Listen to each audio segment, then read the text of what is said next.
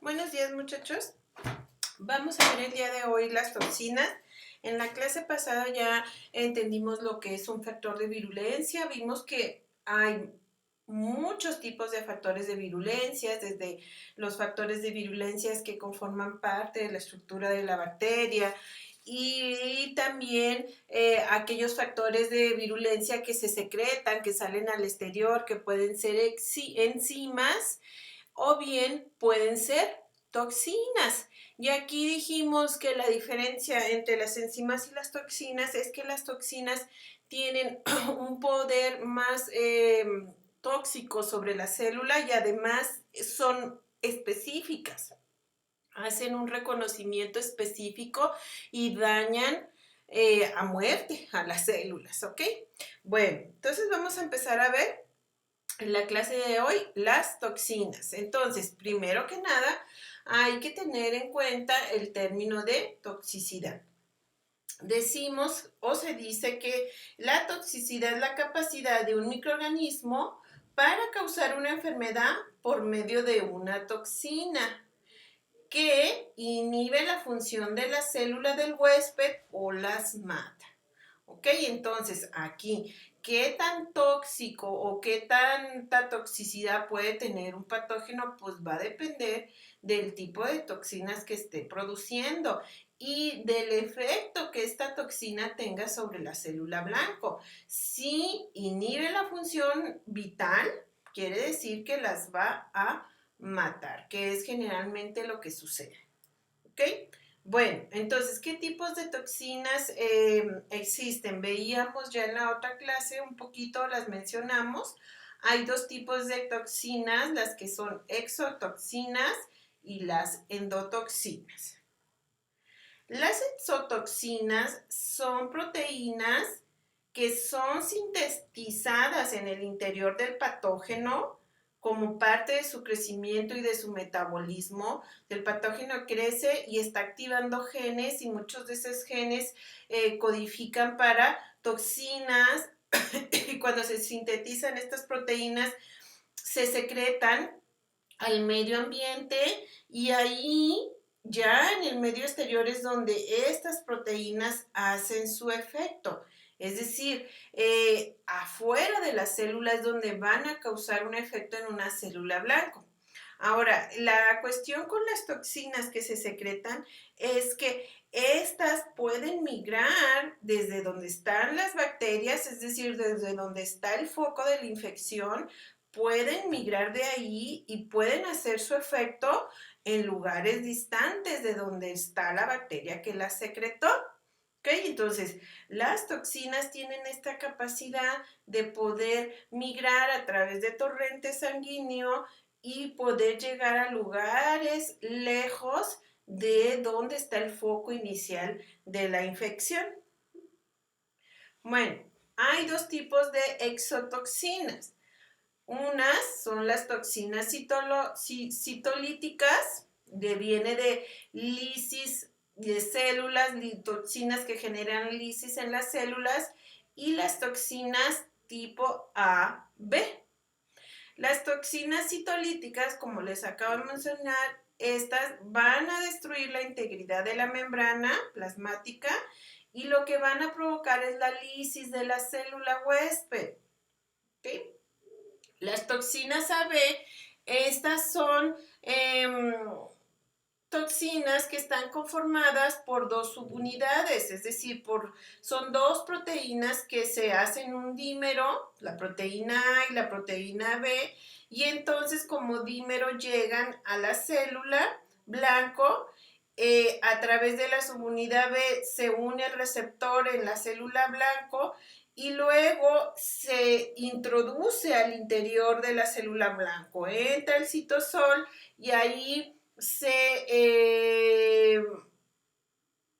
despega, por así decirlo, la subunidad A de la subunidad B y esta subunidad es la que va a tener efectos sobre una función del huésped, ¿sí? La mayoría tiene una función, va y se une a los ribosomas y lo que hace es que inhibe la traducción, pero hay otros tipos de toxinas de esta clase donde la subunidad A lo que hace es que degrada proteínas que son vitales para ciertas funciones de la célula. Las vamos a ver. Bueno, vamos a ver las primeras, las que son las enzimas citolíticas, ¿ok? Entonces recuerden que estamos en las exotoxinas y las exotoxinas son proteínas que se van a secretar y que van a hacer su función en la parte extracelular de la bacteria. Entonces estas toxinas son solubles, ¿sí? Tienen que ser solubles porque van a estar en el medio ambiente externo. Y lo que hacen, que decíamos ahorita, es que van a atacar la membrana plasmática de la célula huésped. Y esto lo hacen de dos maneras. Puede ser que sea una toxina que se introduzca dentro de la membrana y haga un canal, ¿sí? Hagan de cuenta que llega esa proteína y se incrusta en la membrana plasmática, hace un canal, o bien que degrade los fosfolípidos de la membrana. ¿Okay? En cualquiera de los dos casos, lo que sigue a este efecto es que la célula en blanco se muera, se lisa y esto lleva a la muerte. Ok, vamos a ver varios ejemplos de toxinas citolíticas. El primer ejemplo que les traigo es la toxina de Staphylococcus aureus. Staphylococcus aureus secreta una toxina que se llama alfa-hemolicina, se abrevia HLA. Staphylococcus aureus es una bacteria gram positiva que tiene mucha predilección por las mucosas, sobre todo da muchos problemas a nivel de las vías respiratorias. Y lo que hace Staphylococcus aureus cuando llega a las vías respiratorias, ¿verdad?, es que llega y se une a las células blanco, es decir, a través de un receptor, llega aquí la bacteria empieza a crecer y empieza a secretar la toxina alfa.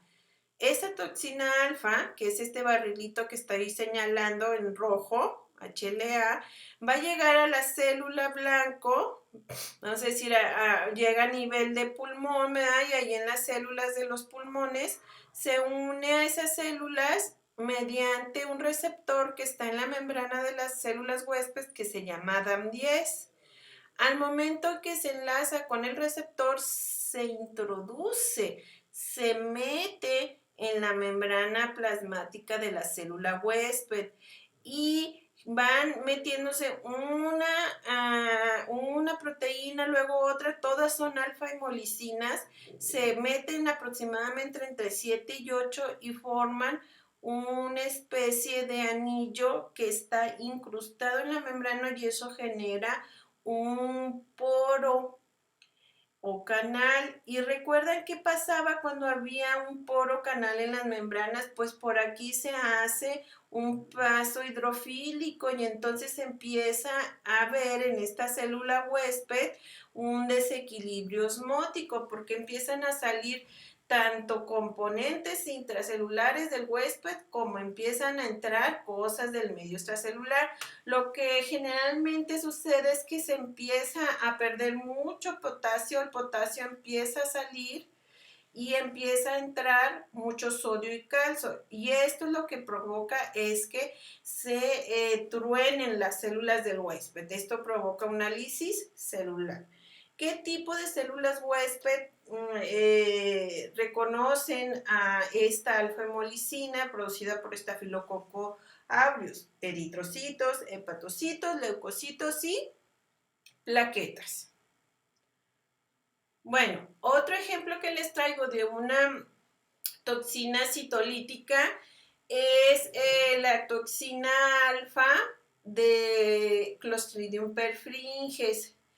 Clostridium perfringens también es una bacteria gram positiva, es anaerobia Y lo que hace esta bacteria es que provoca o genera gangrena gaseosa.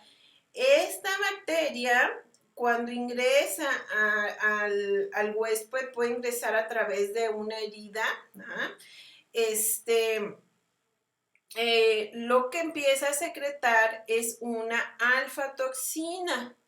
Esta alfa-toxina es una fosfolipasa. ¿Qué quiere decir? Que va a degradar fosfolípidos y se le conoce como fosfolipasa C o lecitinasa. Entonces pueden encontrar en la literatura que Clostridium perfringens secreta una alfa-toxina que se conoce también o se denomina también fosfolipasa C o lecitinasa.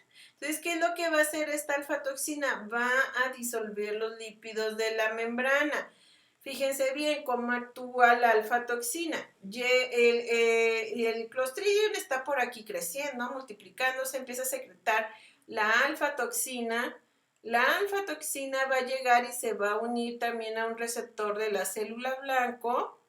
Y ahí entonces, una vez que está en la célula blanco o la célula huésped en su membrana generalmente va a tener fosfolípidos que van a tener colina en la parte polar. Entonces son fosfatidilcolina. Entonces, ¿qué es lo que hace esta toxina? Una vez que se une, se inserta en la membrana y hagan de cuenta que como si se comiera los fosfolípidos, les arranca la cabecita polar, la que tiene la colina, y deja las colas hidrocarbonadas en forma de diacilglicerol. Entonces, de esta manera deshace la membrana de la célula huésped, ¿ok?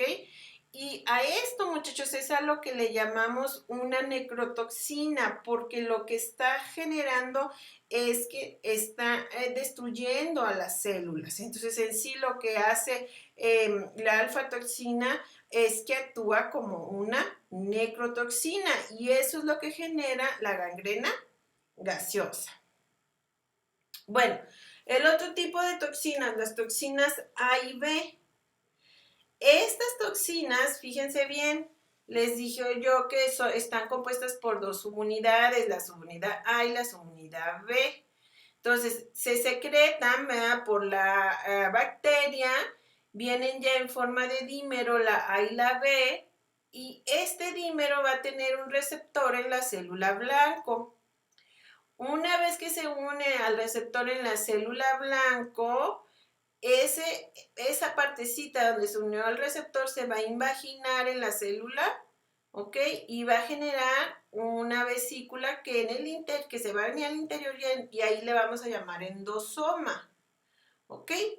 Este endosoma se va a fusionar la membrana de este endosoma con todo el aparato que tiene la célula blanco del aparato de Golgi, y luego va a venir y va a llegar hasta donde está el retículo endoplásmico. Aquí en el retículo endoplásmico se va a despegar la subunidad A de la subunidad B y se va a liberar la subunidad A. Y entonces ahora sí la subunidad A es la que va a hacer la función. La mayoría de las veces se va a pegar al ribosoma y va a impedir que el ribosoma continúe con la traducción, pero hay otras veces que actúa degradando otras proteínas. Bueno, veamos el ejemplo de las toxinas AB. Les traigo el ejemplo de dos enterotoxinas. Si son enterotoxinas, quiere decir que son toxinas que actúan sobre los enterocitos, es decir, que actúan a nivel del intestino, ¿ok? Y aquí la que les traigo son dos toxinas que producen dos bacterias, dos enterobacterias que generan disentería, es decir, que provocan diarrea o que nos hace ese malestar en el estómago cuando comemos comida echada a perder. Estas son la Shigella dysenterie y la E. coli. La Shigella dysenterie secreta una toxina que se llama Shiga y la E. coli secreta una toxina que se llama verotoxina. Ambas actúan de manera muy similar, así como les dije, es esta estructura de toxina A y B. Fíjense bien, aquí lo que les traigo en este esquema, en esta imagen, es el modo en que actúa la toxina Shiga. La toxina Shiga se va a secretar por Shigella dysenterie en forma, ya dijimos, de dímero con dos subunidades, la subunidad A y la subunidad B, y va a tener en los enterocitos un receptor que se llama GB3. Entonces, cuando esta bacteria llega al intestino y empieza a secretar la toxina Shiga, la toxina se une al receptor GB3 y este receptor ocasiona que se invagine la membrana y se forme el endosoma. Una vez que ya está en el endosoma, viene a través del Golgi, llega hasta el retículo endoplásmico y aquí, miren, aquí se libera la subunidad A. Y ya la subunidad A viene y se pega al ribosoma y aquí entonces se bloquea la traducción y entonces ya no hay síntesis de proteínas por el huésped. ¿Qué provoca este tipo de toxinas? Pues afectan al intestino delgado, causando la salida de fluidos hacia la luz intestinal y esto es lo que ocasiona que haya vómitos y diarrea. Y en el caso de la verotoxina, lo que provoca también es que empiece a haber diarrea con sangre. Bueno, otro ejemplo de toxina B son las toxinas que producen el Clostridium botulinum y el Clostridium tetani. El Clostridium botulinum produce una toxina que se llama toxina botulínica. Este es el tipo de toxina B que les digo que no va y se une al ribosoma para inhibir la traducción, sino que va y degrada otras proteínas. Clostridium botulinum es una bacteria gram positiva que es anaerobia, que produce esporas y que es muy fácil de contaminar alimentos, sobre todo los que están enlatados o los que están empacados al vacío. Cuando el Clostridium botulinum empieza a crecer, empieza a secretar las toxinas botulínicas. Puede secretar hasta 8 diferentes toxinas botulínicas. Ahora, son del tipo AB. Lo que siempre va a ser lo mismo en estas toxinas botulínicas es la subunidad B. Lo que cambia es la subunidad A. La subunidad A va desde la A hasta la H. O sea que tenemos AB, BB, CB, DB, pero siempre la subunidad B va a ser la misma porque es la que se une al receptor en la célula blanco. Ahora, esta toxina botulínica es una neurotoxina. Va a unirse a un receptor en las células nerviosas y lo que genera es botulismo. Fíjense bien, una vez que en los alimentos ingerimos una espora del Clostridium tetani o a veces la toxina, a veces no es necesario que adquiramos la bacteria, a veces puede venir los alimentos contaminados ya con la toxina. Entonces, cuando esa toxina llega al tracto intestinal, entonces lo primero que va a hacer es unirse al receptor, al primer nervio nervioso, a la primer célula nerviosa que encuentre. Entonces, acuérdense que en el intestino también tenemos terminaciones nerviosas. Entonces, esta toxina se une a la terminación nerviosa y lo que va a generar es que va a causar que no se dé la sinapsis entre las neuronas. Luego puede agarrar torrente sanguíneo y se va y bloquea la sinapsis neuronal en todo el organismo. Lo que causa es parálisis flácida. Y cuando digo parálisis flácida, me estoy refiriendo a la disminución de la fuerza muscular. El tono muscular está laxo.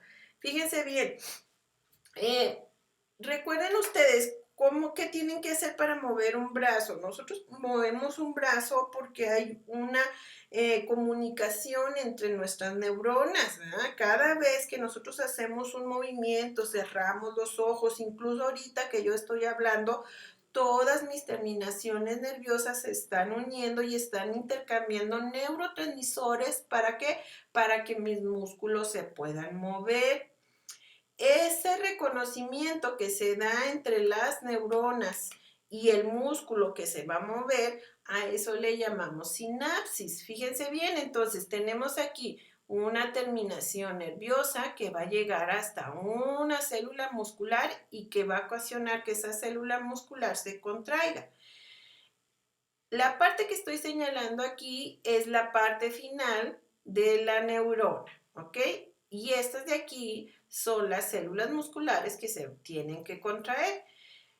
Esta contracción se da porque hay liberación de neurotransmisores, sobre todo de acetilcolina en el caso de la toxina botulínica. Fíjense bien, en las neuronas, ¿ok? O en la terminación nerviosa vamos a tener vesículas que vienen cargadas con acetilcolina. Estas vesículas son también, ¿verdad? Están conformadas por membrana, tienen una proteína transmembranal que se va a llamar sinaptobrevina. Esta sinaptobrevina, ¿ok? Cuando la vesícula llegue a la membrana plasmática de la terminación neuronal, se va a unir con dos proteínas, una que se llama SNAP25 y sintacina, ¿ok? Se une y esto ocasiona que la membrana de la vesícula se fusione con la membrana plasmática y se libere el neurotransmisor. Una vez que se liberó el neurotransmisor, que en este caso es colina, esta colina tiene un receptor en la célula muscular y esto hace entonces que esa célula muscular se contraiga, ¿verdad? Por eso todo lo que es músculo se contrae de esa manera, ¿verdad? Nuestro corazón, nuestros pulmones, todo lo que es músculo, todo. Entonces, ¿qué pasa cuando hay toxina botulínica en nuestro organismo? Esa toxina botulínica puede andar por el torrente sanguíneo, ¿verdad? Y llegar a donde hay una terminación nerviosa y vean qué ocurre. ¿Ok? Aquí anda la toxina botulínica, está compuesta por una subunidad B y una subunidad A, que esta subunidad A puede ser A, B, C, va desde la A hasta la H. Acuérdense que hay 8 tipos de toxinas botulínicas. Entonces, en la terminación nerviosa o en la célula neuronal tiene un receptor. Reconoce el receptor la subunidad B, se introduce al interior de la terminación nerviosa y ahí, sea en el endosoma, se libera la subunidad A, que puede ser cualquiera de estas. ¿Ok? Y entonces una vez que se libera, esta subunidad viene y degrada a la sinaptobrevina, SNAP25 y sintacina. Y entonces cuando se degradan estas proteínas, pues la vesícula que trae la acetilcolina ya no se puede liberar. Y si no se libera el neurotransmisor, pues entonces los músculos no se van a contraer y entonces esto genera una parálisis flácida. ¿Ok?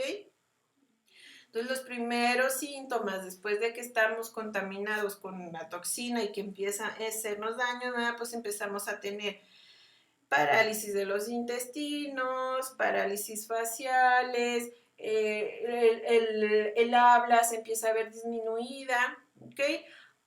Incluso puede llegar hasta una parálisis cardíaca o un paro respiratorio y ahí ya pues ya es causa de muerte. Ahora, estos tipos de toxinas son muy peligrosas, con muy poquita cantidad se puede hacer todo este daño que les estoy comentando.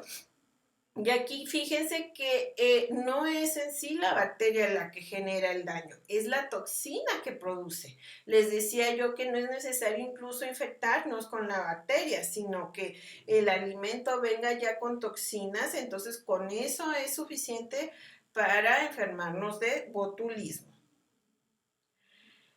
El otro tipo de toxina B, que también es del Clostridium, pero aquí va a ser del Clostridium tetani. Sí, acuérdense que a todos nos vacunan del tétano para que se me ubiquen. Aquí lo que ocasiona el Clostridium tetani es el tétano. Clostridium tetani va a secretar una toxina que se llama tetanoespasmina.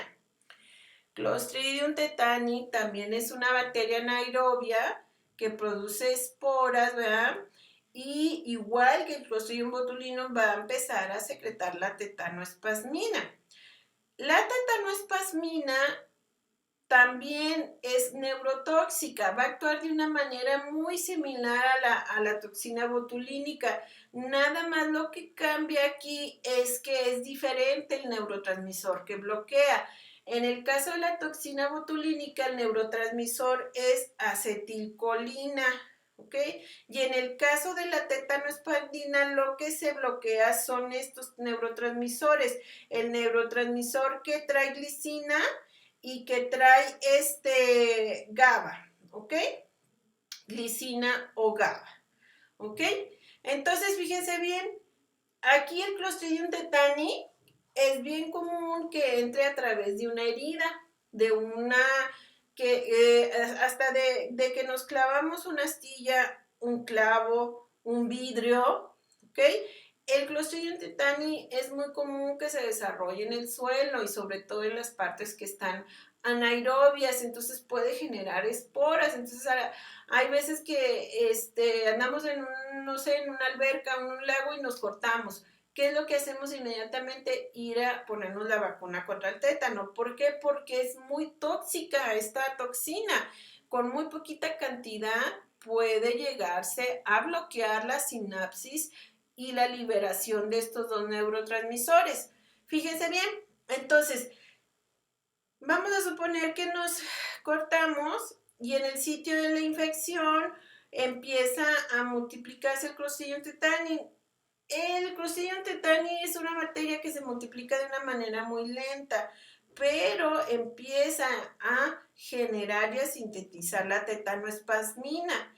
Una vez que secreta la tetanoespasmina, luego ingresa a las terminaciones nerviosas y desde donde fue el lugar del daño, a través del axón de la terminación nerviosa, llega a todos lados y le gusta mucho irse por la médula espinal hasta el sistema nervioso central. Entonces, igual que veíamos ahorita, ¿verdad? ¿Ok? Está la tetanoespasmina, ¿sí? Es una proteína AB, ¿sí? La subunidad B es reconocida a través de un receptor, se invagina, entra en el endosoma, se libera la subunidad A, que es la que es tóxica, y esta es la que se viene y degrada la sinaptobrevina, que aquí la vesícula que trae aquí la neurona son neurotransmisores de glicina o GABA. Entonces aquí al bloquearse la sinaptobrevina, pues ya no se pueden liberar al exterior. ¿Ok?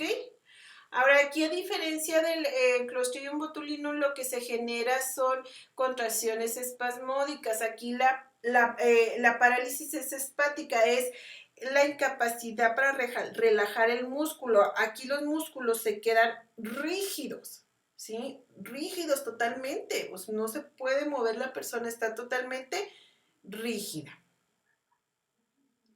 Bueno, el otro tipo de toxinas son las endotoxinas, y estas también ya las habíamos visto un poquito en la clase pasada.